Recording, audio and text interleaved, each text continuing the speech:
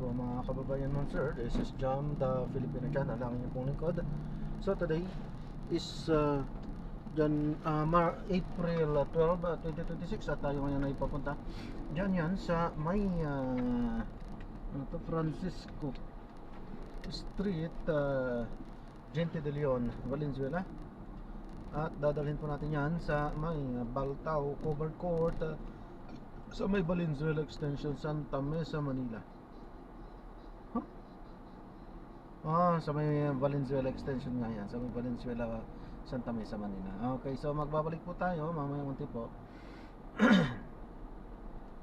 Pag nakuha na po natin sila. Disclaimer lamang po, ang content po natin ay kalsada at hindi ang passenger. Kaya nga naman sakali man po na may marinig kayo mga pangalan ng lugar, pangalan ng tao, pangalan ng organisasyon sa government o private man yan, ay wala pong kinalaman ng channel na ito. At wala pong pinapatungkulan. Lahat po na pinag-uusapan dito ay pawang dito lamang po yan sa loob. At wala pong pinapatungkulan sa labas. Magbabalik po tayo mamaya konti pag nakuha na po natin sila.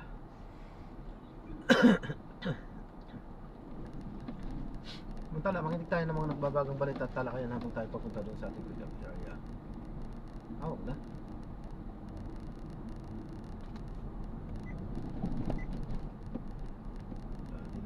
Oo. And also kanina nabanggit mo nga yan, parang mag-start nga na kasi madaming on social media, madami ka na nakikita na hindi naman talaga totoo. And sometimes nakaka-intimidate naman din talaga. Na makikita mo na parang full blooming studio nila, ang dami nilang gadgets na ginagamit. Pero hindi mo naman kailangan yun, no? Then, nag-start lang sa cellphone. I think iPhone 6 yun. Then, nung mga bandang 6 months, dun pa lang ako bumili ng camera. Kasi binili kong camera yung pinakamura pang nakita ko. Oh. Kasi syempre, wag ka agad maglalabas ng pera. I-test mo muna. Tapos, ayun lang talaga. Like, huwag kayo magpa-intimidate na kailangan sobrang ganda ng setup nyo or what. Ang importante dyan yung content, yung personality nyo, kung paano kayo makakonect sa tao, kung napapasaya nyo ba yung tao, may natututunan ba sila sa iyo. So, ayun. Oo. Alright, ito naman kay Lawrence, of course, natanong nila, ano daw yung mga challenges ng mga writers, lalo na ngayon na uso AI? To be fair, walang panamang AI sa mga totoong tao. First tinry ko din yan, parang tinry kong mag-prompt sa AI kasi I wanted to test. So, ang naliris ko, wala talagang puso ang AI magsulat. Iba talaga kapag tao. And may I have an experience na, kasi as creative producer, minsan rin ako, tumatanggap din ako ng mga script from other people. May mga nakikita talaga ako na AI. Kasi sabi ko, halatang hindi ko, Paano nahuhuli pagka AI? Iba talaga, robot sila magsulat. Kasi walang emotion. Usually, yung mga lines nila parang very generic. Siyempre, di ba, kapag gumagawa ka ng personality ng character, dapat iba-iba sila. Iba-iba yung si ganitong character, iba ganito magsalita kay ganitong character. Pero pagka pinrock mo siya sa AI, very, pare-pareho sila ng sinasabi. So, medyo, as of now, medyo confident ako sa, at least sa writing, sa writing process na hindi pa kami kayang palitan ng AI. But, actually, si AI, helpful siya in terms of research. Yes. Yan naman, parang, minsan, hindi naman kasi sa lahat ng pagkakataon may kausap na tao. Ako kasi, mahilig ako makipag-usap different people. Kasi dyan ako nakakakuha ng mga seeds, ng story na pwedeng gawin. So, lagi akong may kausap. Pero pag minsan, alone lang ako, minsan parang tinry ko makipag-usap kay AI. Kasi madami rin siyang, na kasabi. Oo. Ito nga may question si Sir Titus, sabi niya, so dami na lumalabas na movie sa shows, parang wala nang bago. So, bilang ikaw, writer, paano niya naiisip yung mga bagong storya? Tulad ng sabi ko kanina, experience, magbabago lang naman yan kasi nagbabago din yung setting, yung tayo, yung ano tayo ngayon, diba? Yung mga older ay parang older writers na parang hindi ka nila pagbibigyan magsalita kasi they feel like mas alam ko yung ginagawa ko. I make sure na hindi ako ganun in terms sa mga nakakatrabaho kong younger writers. I always parang see myself na parang bago pa rin ako. Parang may mga bagong writers na collab pa rin tayo, baka mas tama yung sinasabi mo. Hindi ako palang lagi na, ay hindi ako tama kasi tagal ko na dito, alam kong ginagawa ko. I make sure na hindi ako ganong klaseng writer and creative. Parang kailangan tayong collaborative. Even with the actors nga, minsan yan sila, yung Pancet, lagi ko sila tinatanong, oh, what do you think about this line or what do you think about this scene? You asked pa din. Parang sila, what if kung ganito po kaya? Sige, let's try that, diba? Kasi minsan, yung generation nila yun, mas alam nila, diba, kung paano siya Ayan, sige, okay na. That's for me. like collab lang. Bye. Very important. Oo, sa Chipula. Pero ito, 15 years is a very long time. Sobrang tagal na to. 15 years, half of my life actually. No? OA. Pero 15 years, half of my life already. Pero ano ba yung mga gusto mong gawin? Ang nakikita ko talagang makagawa ng something na magiging sobrang epic. Siguro, syempre, this is a long shot, pero I want to really parang Malam Marvel. Superhero eventually, yun, so, or Disney, yung ganong level. Pero buti Doris, hindi mo naisip na mag-ibang bansa. I mean, kung naiisip mo man yun, pero parang mas gusto mo pa rin to serve sa Philippines. Actually, ang dami na rin namin. Ang dami rin nagtanong sa akin, parang hindi naman daw, yung mga, hindi naman well off yung mga writers dito, hindi naman yung mayaman. Hindi nakakayaman yan. May mga ganong, pero tulad ka naman yung sinabi mo rin kanina na parang, bilang content creator, basta you love what you do. Hindi kailangan mayaman, hindi ka kailangan madaming pera dyan, basta you love it. Ako din, personally, hindi naman ako yung tao na gusto kong maging sobrang yaman. Okay na ako yung, kahit ako ng tatlong beses. Very important yung content. Basta contented ako, basta masaya ako na pag nakikita ko yung ginagawa ko, and na nag-into fruition yung pag-content ko, masaya na ako doon. And funny with ikaw naman. Eventually, as long as you're doing what you love and it's your passion, nakikita mo naman that you're happy. So, ito flow, no? No pressure at all, no? And for you naman, lady, ano ba yung gusto mong, I think ilang years ko na rin constantly, 10 or 9. Ang tagal na din. So, ano ba yung mga gusto mong gawin? Ngayon, sobrang grateful ako kasi nasama ako dito sa Shiva Muslim Play Committee. And from content creation, first time ko to. But the future, gusto ko sana makapag-produce talaga naman ng movie. Since yung mga ginagawa ko sa TikTok ko is mga sariling story ko din, ako rin nagsusulat din. So may mga vision ako, meron akong mga story na gusto ko. Alam mo, mga malalaking artista talaga yung gumawa.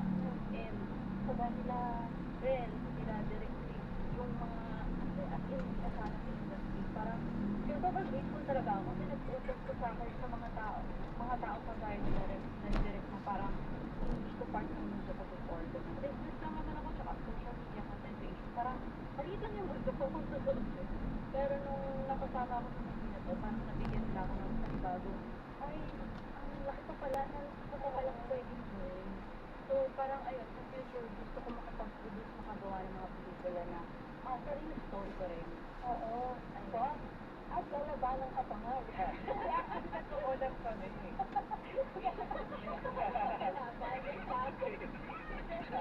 Alam mo ba, nasa pa pala Actually, may collaborate sa pet project din namin. Yeah, in the future, makakasama ka rin si Ren, gumawa ng mga malalaking movie rin. Natiisip ko, parang Catherine Bernardo. Okay na. Yan nga, diba, nasabi nga natin kanina, talagang pangarap natin lahat si Catherine Bernardo. And, wala, no? In time, maybe, baka makuha natin yan. And para sa inyo, but congratulations, of course, sa Shigo Masopini. one, but please. Oras at extensyon ng Department of Health. Bawat buhay, mahalaga. Bongga ka dyan! Ayan, again, of course, maraming salamat sa inyong pagbuko dito, makasama ako for an hour already. Thank you so much. Of course, invite everybody to watch She Who Must Not Be Named. Go ahead, Jen. Hello po mga kapamilya at everyone. Please watch She Who Must Not Be Named starting April 29, starring of course one of the most sought after love team of this generation, Sylvia Sesame. And we also have a lot of great cast. We have Raven Rigor, Kaylan Ong, Abdul Rahman, Ruby Ruiz, Bobby Andres, Bernardo, Alison Tagliana, and of course, Melvin Martin. Go ahead, ladies. Hello po. Good afternoon. Manood po kayo sa April 29 ng She Who Must Not Be Named. For sure, hindi masasayang yung pera niyo. And for sure, mag-enjoy kayo. Ayun. Yun lang. Salamat po. Ayan. Again, She Who Must Not Be Named. Malapit na po yan sa mga sinihan. Again, congratulations to Lawrence, to Lady, and ang bumubuo po. Of course, si Derek Christopher. Congratulations. At sana next time makasama ka namin dito sa Bongga Ka Jai. Kasama si Jai na nagpapagaling na ngayon. Get well to Jai. Again, good afternoon po. Bati lang tayo. Sabi ni Ina Home from Plaridel, Bulacan. Good afternoon. Binibini pagkatagin ng Christian. Thank you so much. And all your guests. Regards to Mama Jai ko. Yan. Sana maging okay na si Jai. And magbabalik yan si Jai next time. Again, mga kapamilya, thank you so much. Salamat din po. Thank you for having me today. Bongga Ka Jai. Panoorin niyo, hindi. Magpapropose na ulit muna ako ng Oh My God. Mga kapamilya, panoorin niyo po ang Oh My God every Wednesday at 8 p.m. sa EBS-CBN YouTube channel. EBS-CBN News YouTube channel. Every Wednesday po ay may lalabas po kami mga bagong episodes.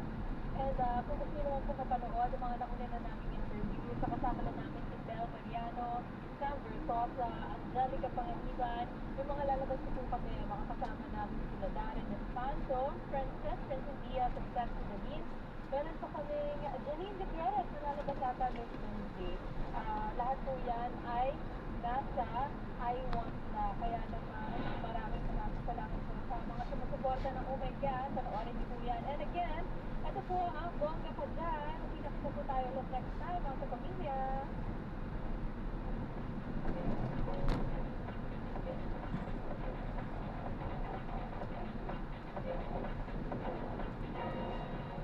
Bongga ka dyan! Bongga ka dyan! Sa DZMM! Basta AM, DZ! Nag-servisyo niya for broadcasting po nandiyan para ilapit po yung mga servisyo ng mga opisyal ng gobyerno, mga ahensya ng gobyerno sa taong bayan. Ang mga karaniwan po namin mga guests talaga, pag nagpakaon lang ng kanilang time and hindi na ng servisyo DSWD, DOH, syempre kapag may mga calamities, Itong calamity goes dahil nga po yung kalamidad sa ating bayan. Nagbibigay po kami ng tulong sa inyo kasi yun naman po talaga yung objective ng programa. Yung po kami paano mag-servisyo. para sa bali-pali ito, no? Tanong ko lang po, sir, may loan pa po ako sa pag-ibig. Nung nagtatrabaho pa ako sa Manila, pwede po ba ako mag-loan? Hindi yung servisyo na antay mo lang na bigyan ka ng ayuda tapos goodbye tapos na. Hindi lang po ganon. So itong servisyo po na ito, kung mga gusto natin maging proactive ang ating mga mamamayan, alamin po natin kung ano yung mga servisyo na nandyan. Ngayong summer, huwag kalimutang mag-ingat. Uminom ng maraming tubig kahit hindi nauuhaw. Iwasan ang direktang sikat ng araw mula alas 10 ng umaga hanggang alas 4 ng hapon. Magsuot ng magaan at preskong damit. Maglagay ng sunscreen na may SPF at tubig sa taas. At mag-reapply kada 2 oras. Huwag mag-iwan ng bata o alagang hayop sa loob ng sasakyan.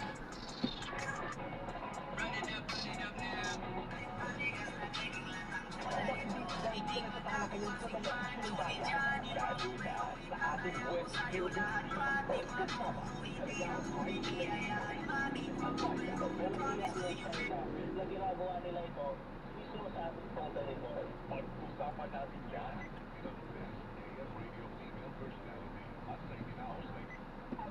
Kung sabi natin, hindi na ako natutunan ko naman kaya hypertensive. Bawal daw mainitan, bawal mapawisan, bawal mapagod.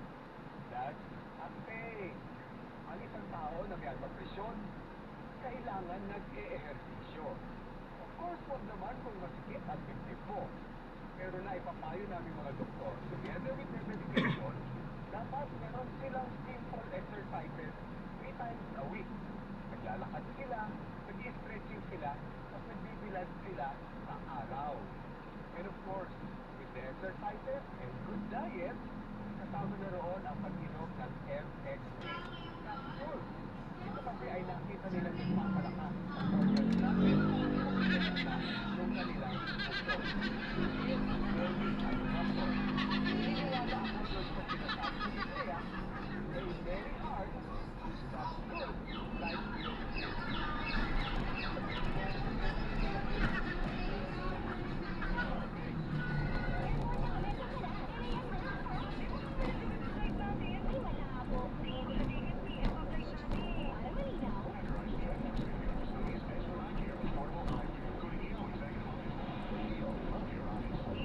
Executive Optical. For expert eye care, come to EO Executive Optical. EO Executive Optical. Love your eyes.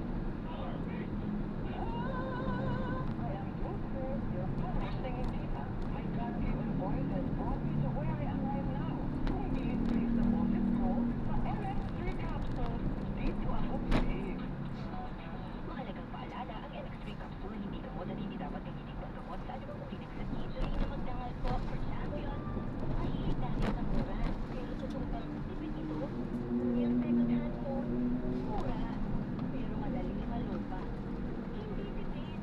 Ganyan ba ang gamit ng detergent? Mura. Pero nagdadagdag ka ng bleach. Sa new and improved Champion Quick and Easy Clean, totoong tipid. Sapat na. Di kailangan i-bleach. Dahil ang Champion, laging nandito. Champion Quick and Easy Clean. Sapat po sa inyo. Oo, tulad naman ang sabi ng 2026 is gonna be my year. May progress na ba kayo? Kung baka naman dreams and goals nyo, ay dreams and goals pa rin next year. No judgment. Pero wala 2 year, no need. Pag wala kang energy, tapos, isa pa, kahit galingan mo siya sa pasado, mahirap ma-check yan. Pag wala kang energy, pati immunity mo, hindi ka naman tulad sa ambition o motivation. Akala mo, wala kang time o wala lang sana. Pero ang totoo, kulang ka talaga sa energy. Ano, hanggang planning. Ski o imagining ka na lang ba? Make it happen with Enerbond because it helps give extra energy from the vitamins that want stronger immunity, calcium zinc, and vitamin C with proper diet and exercise. So you can make your best life a reality.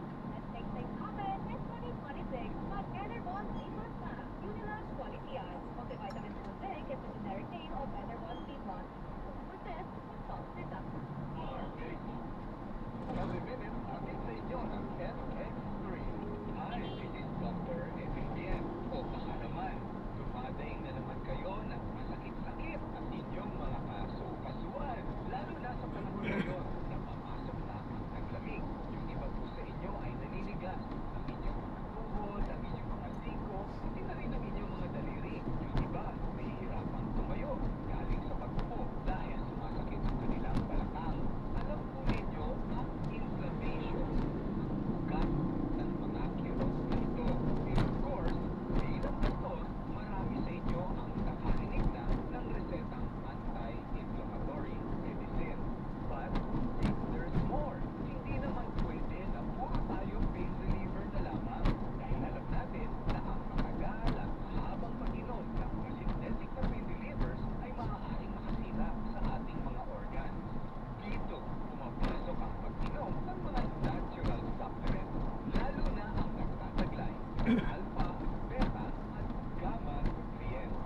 Mayroon po itong natural anti-inflammatory property na hindi nalalayo doon sa mga cyclooxygenase inhibitor. Ibig sabihin, binabawasan po nito ang nararamdaman nating kirot in a natural way without the side effects.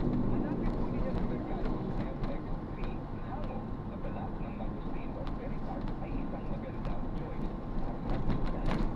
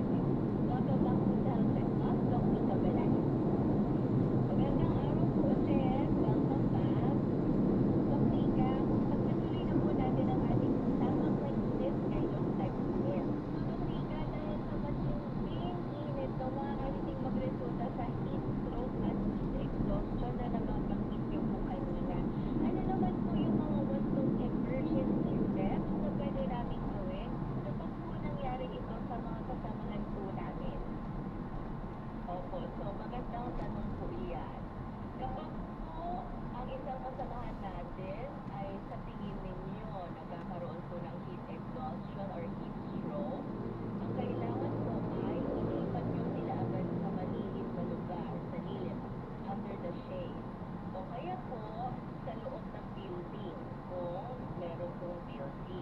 Okay? Ngayon po, kung ang ating kasamahan ay sa tingin nyo may heat stroke, kung meron po silang mga maraming layer ng damit, tanggalin nyo po yung mga extra layer. Okay? Kapag po ang damit nila ay yung makakapal sa init, tanggalin nyo na lamang din po. Okay? At tapos po, maglagay kayo ng mga cold compress. So yung nasa inyong tuwalya, ilagay nyo po sa leeg, sa kilikili, at sa tingin. Yun po yung pwede nyo gawin. At maaari po, pwede nyo pong i-spray ng tubig yung balat ng kasamahan ninyo. Parang ganitong spray, parang ganyang spray. Ganyan. Na may lamang tubig. Mag-spray kayo at saypayan ninyo or pahanginan ng electric fan.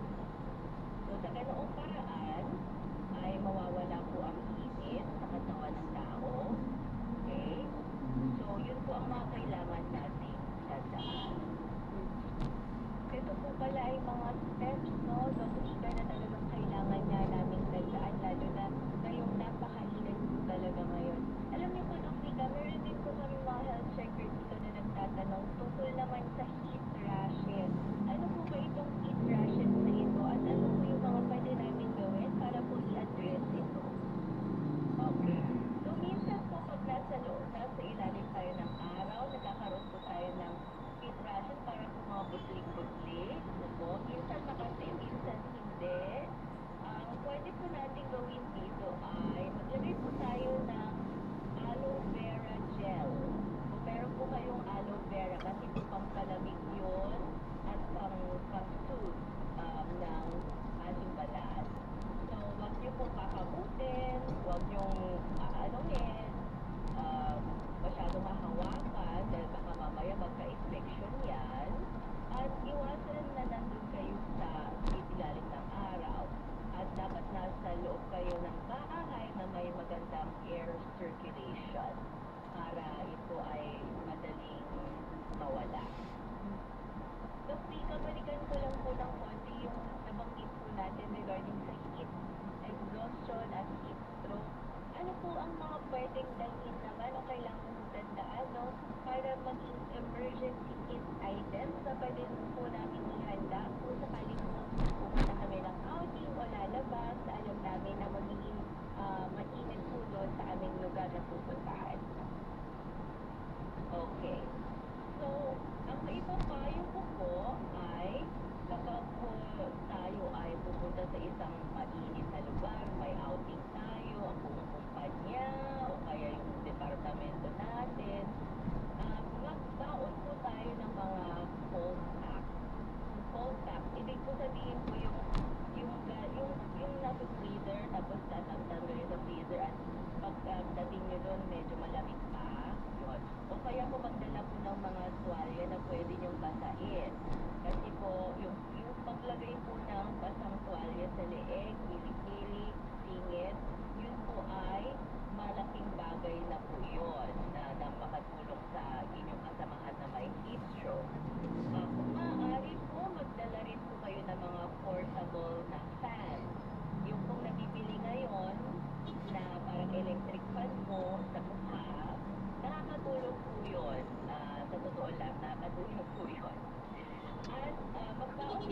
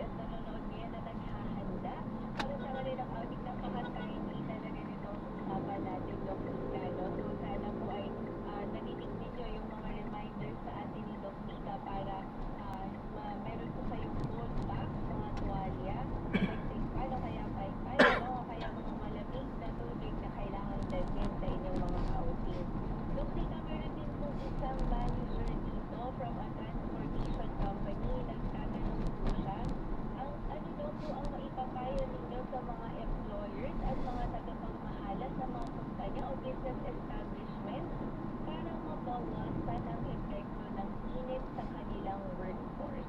Mga iwas sakit daw po laban ngayon, lalong-lalo ng epekto ngayong tag-init. Okay, mabuti na itanong mo yan, Teacher Ellie, dahil mahalaga po na hindi magkasakit ang mga empleyado natin, ang mga tauhan natin sa ating kumpanya o sa negosyo.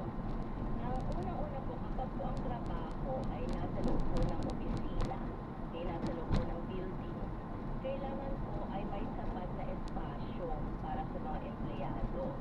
Huwag po yung pikit-pikit po sila dahil po wala pong ventilation yun at mainit po yun. Okay? At ang isa po din, kailangan din po sana may aircon po.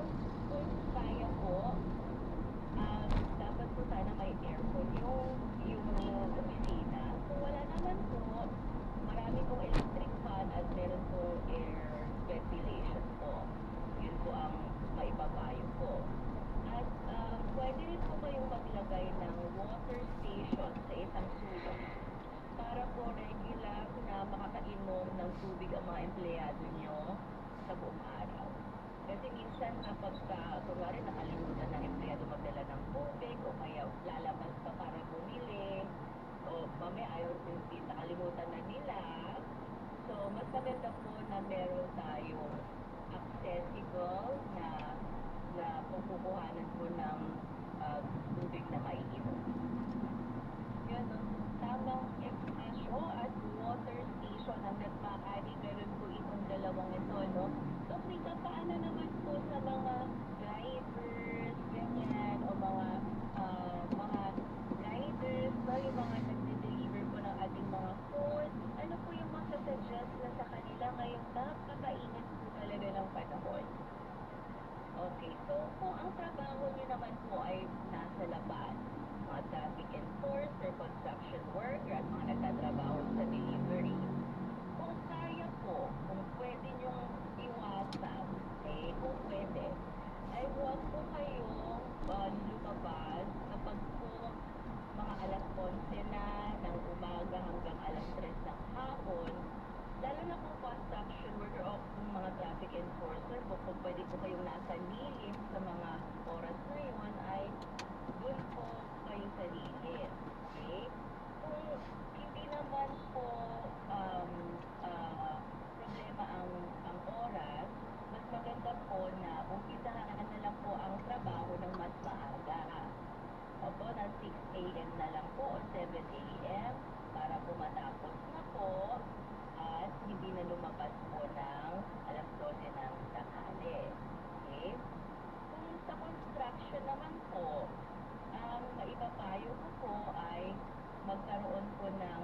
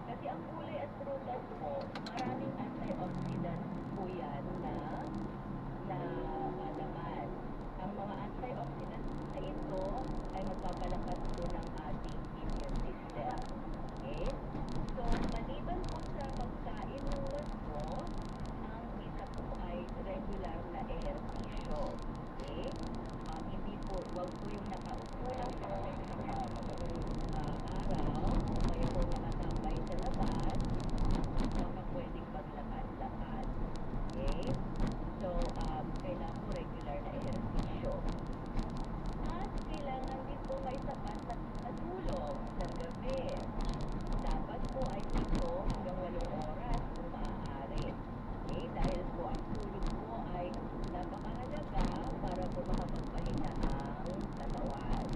Okay? At dahil nga po stressful ang buhay ng mga tao, dapat po may oras na nakalaan para magpahinga. Okay? Huwag niyo po kakalimutan na sa isang araw na pagod kayo, dapat po maglaan po kayo ng oras para po magpahinga po kayo. Para po mabawasan ang stress at para po hindi po makabaangin yung immune system. Napaka-practical na tips mula kay Doc Vika, no? Pagkain ng wasto, regular exercise, at sapat na tulog at pahinga. Doc Vika, may kuhabol po tayong tanong dito tungkol po sa init ng panahon dahil madalas daw mangyari ang mood bleeding sa kanyang anak. Kapag po nararanasan itong mood bleeding, ano po ang dapat gawin lalo-lalo na po na dahil sa init ng panahon daw po ito po. Okay, so karaniwan po ay sa pagpainit ng panahon, bigla na lang pong nagtutubo yung ilong. So, kapag po meron tayong kasamang nag-nose bleed, ang kailangan po natin gawin ay isigaw ng konting ulo at ipitit ng dalawang daliri dito. Okay? Ipitin nyo ng at least 15 minutes, 15 minuto, o mas matagal pa hanggang sa tumigil ang pagdurugo. Dahil titigil po yan, basta po ginawa nyo, pinisil ninyo or pinch ng dalawang daliri, titigil po yan at some point. So, mga at least 15 to 30 minutes po, tapos po, painumin ng tubig, pagpahinga, huwag pong lumabas sa init ng araw. Ganun lang po, napakasimple po, huwag po tayong ma-alarma or mag-panic. Ayan po mga health checkers, so lalong-lalo na po sa mga nakakaranas ng nose bleeding o pagdurugo ng ilong, talagang titisilip lang yung bandang taas ng ilong, ano, doktora, tama po? Opo, dito. So, salamat po lang, Doc Wika, no? So, marami po tayong napag-usapan ngayong araw. At mabilis po ng oras natin sa napakahalaga at napakapanahong paksa natin, Doc Wika. Ano po ang huling mensahe niyo po sa ating mga health checkers para mapanatili ang kanilang health and wellness, lalong-lalo na ngayong matinding init na ng panahon? Okay, so ang mapapayo ko lang kung meron kayong isang matatandaan ngayong araw na ito po ay uminom po ng maraming tubig. Huwag na po hintayin na mauhaw bago pa po uminom. Okay? Magpayong po kayo, magsombrero po kayo, at kung hindi naman po kailangan lumabas ng bahay, huwag na po kayong lumabas. Okay? So, yun po ang mga basic na maipapayo ko na sana po ay matandaan ng ating mga kababayan. At ako po ay natutuwa dahil naibahagi ko po ang aking konting kaalaman tungkol sa heat exhaustion at heat stroke. At sana po ay makatulong po ito sa pang-araw-araw na buhay ng mga Pilipino. Maraming salamat po muli, Dr. Mika Ibanayan. Maraming salamat. At napakinggan natin ang kwentuhang mainit tungkol sa tag-init. Sana ay patuloy ang ating pangangalaga sa ating mga sarili para ligtas at enjoy ang ating mga health checkers.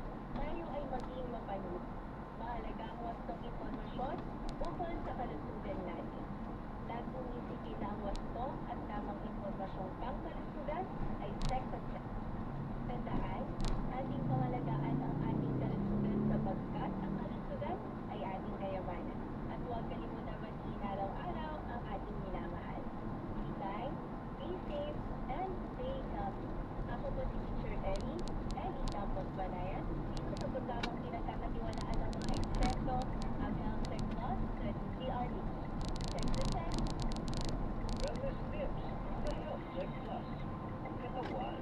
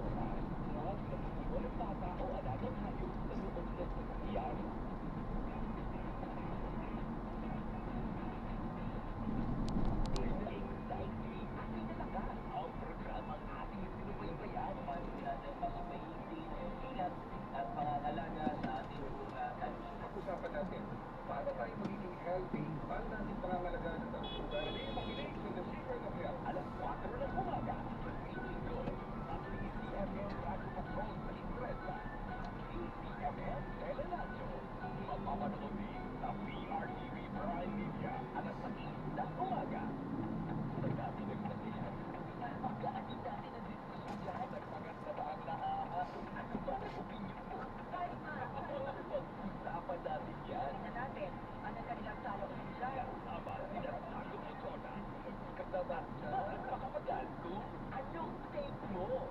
Lunes hanggang Biyernes, alas 4:30 ng hapon ang ACMA pagtatapos sa Itrenta. ACMA Telegram, PRTV Prime Media. Nagsaservisyo niya po ang may gusto po at saan para ilapit po yung mga serbisyo ng mga opisyal ng gobyerno, mga ahensya ng gobyerno sa taong bayan. Ang mga karaniwan po naming audience talaga, hanggang hours na kanilang time is email ang servisyo DSWD, DOH, syempre kapag may mga calamities. Ito ang namin dito dahil po sunod yung kalamidad sa ating bayan. Nagbibigay po kami ng tulong sa inyo kasi yun naman po talaga yung objective ng programa, yung po kalitan nagseservisyo. Para sa bali family ito, ano mo lang po, sir, may noon pa po ako sa pag-ibig. Sir, nagtatrabaho pa ako sa Manila. Pwede ba ako mag-noon? Hindi yung servisyo na inaantay mo lang na bigyan ka ng alivya tapos kung tayo kapunta. Hindi lang po gano'n.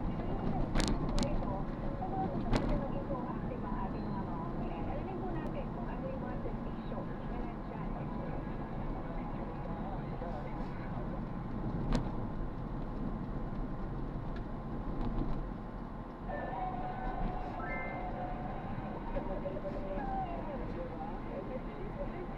Ito pa rin po ang with due respect kasama ang Team Pinas. Pahay na hapon muli ako po si Jessica Persia. At yaman ang unay tagsan na po po, Anthony Dino de Leon. Ako naman po si Richard A. Dario. At ako naman po si Carlo Torres. Gusto na rin po kayo malaman kung sino ang ikotan ng ating ruleta. Sulit ng dati, magbibigay po rin tayo ng quick comment kung sino mang matapagawa ng mahiwagang ruleta. Sa mga nagmamahal sa kikinig, pwede kayo mag-share, share your post sa live stream sa ating video ng Rock Pag-update siya na face-to-face time. Magic Ruleta! Sino na kaya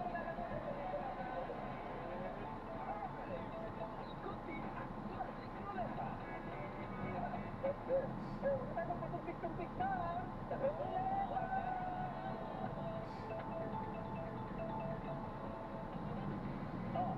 Sino yan?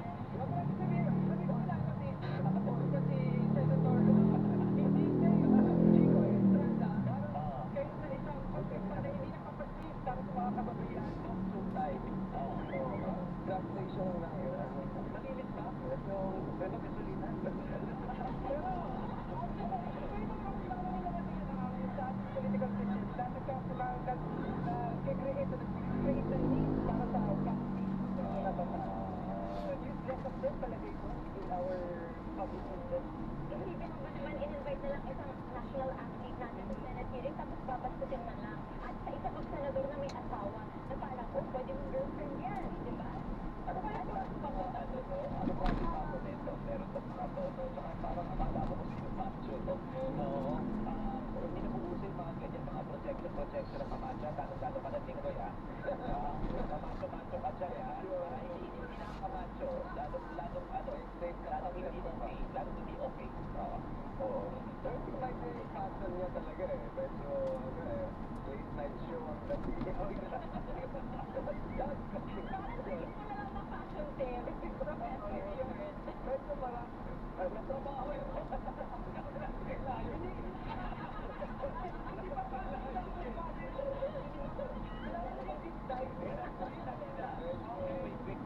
Pero hindi po namin nakakalimutan yung mga kabatusan nyo. Kaya ulit-ulit po, hanggang hindi po kayo napipinan ay hindi po namin kayo sa ating ruleta. Dahil wala po na lugar. Ang mapupusasan ninyo, ilang Philippine po. Okay? Hindi kayo safe. Hindi kayo safe. Okay, dahil dyan yan. Go ruleta!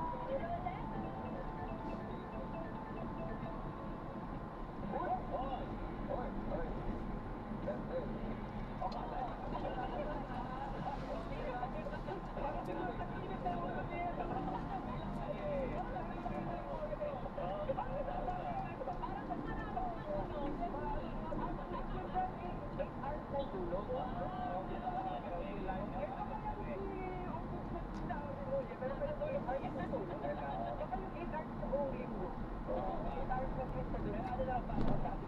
Sabi niya, yung mga sa blood control daw, meron pa rin daw mga susunod na mga susunod ko.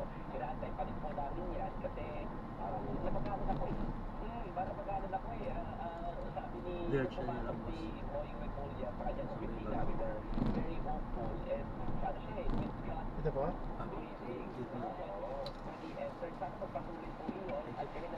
Ingat po, God bless po.